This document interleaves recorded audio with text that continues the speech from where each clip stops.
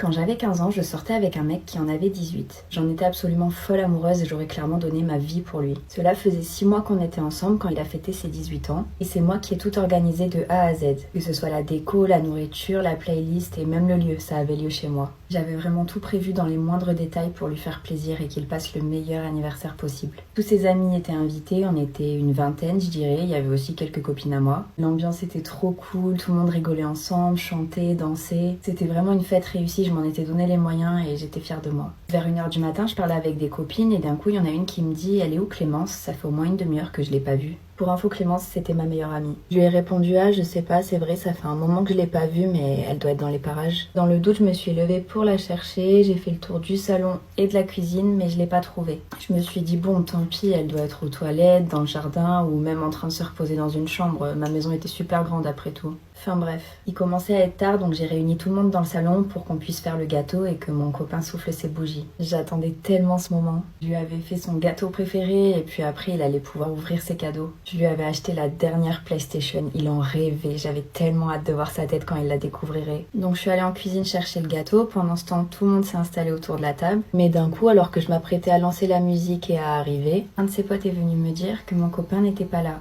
Bizarre un peu. Je suis donc partie le chercher, je suis d'abord montée au premier étage mais il n'y était pas. Puis je suis montée au deuxième, il n'y était pas non plus. Et enfin je suis montée au troisième et là au fond du couloir, j'ai vu que ma chambre était allumée.